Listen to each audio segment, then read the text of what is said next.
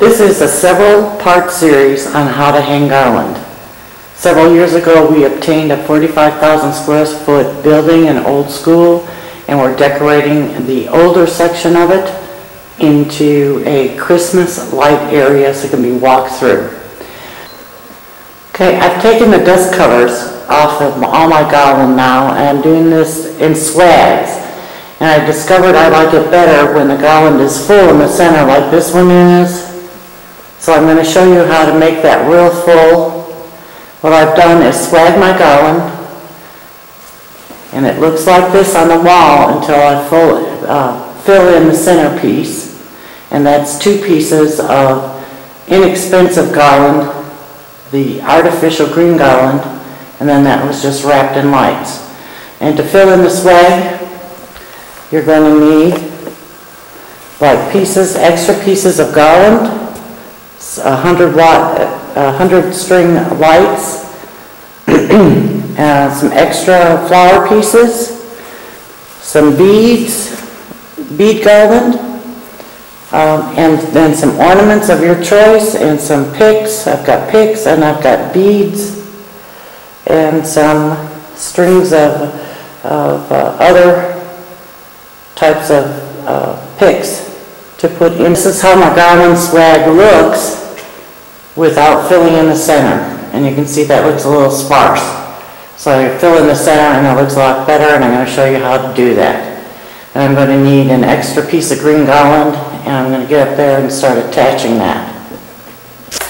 The first thing I'm going to do is attach one end of the garland about 12 inches from the top of the swag, 12 inches down from the top of the swag,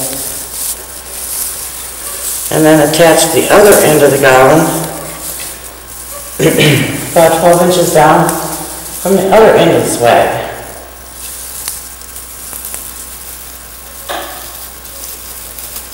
And I use the wire in the garland pieces to attach it on, wire it together so it stays. Then bring the piece up to the middle.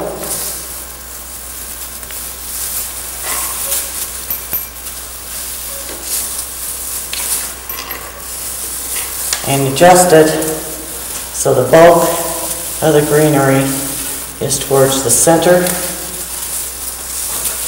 of the swag. And it's wire, so you can twist it around, get it to do what you want it to do, hopefully. And you can use the pieces, various pieces of the garland, to kind of wire it together so it doesn't move around once you get it in position.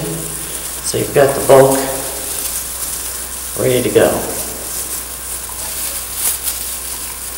And then rearrange it so you have your pieces so they're fluffy.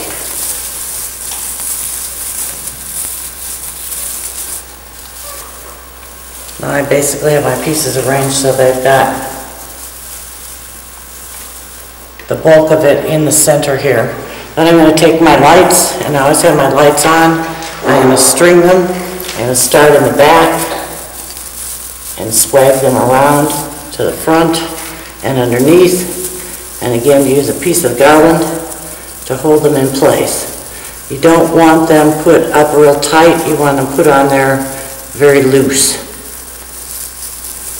so they will basically are sitting on top of the greenery.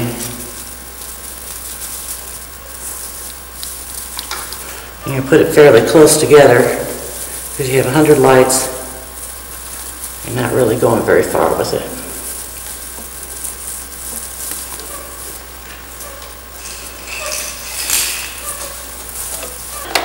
Okay, I'm now going to add the bead garland the same way I added the lights. I'm going to attach it about 12 inches down on the one side, and I'm going to go underneath. And if this hangs a little bit, it looks nice. So it's okay that it hangs a little bit. There's 2 pieces of bead garland I'm attaching here. Do the same thing. I go to the back, I come around to the front in large swirls.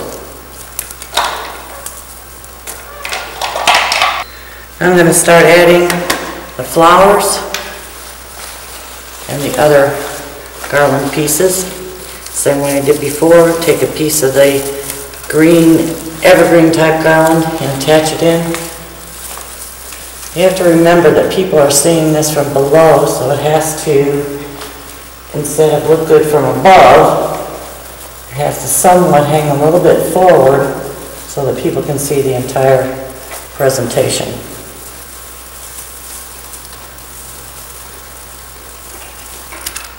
I'm going to add a few sprigs of these beads as a spray on the sides.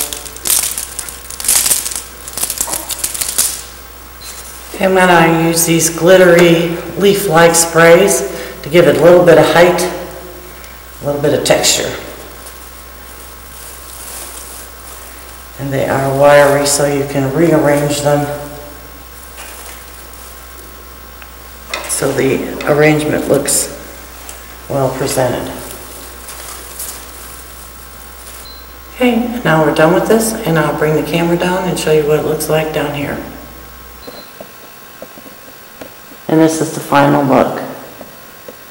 It's a lot fuller in the middle, as you can see when it started.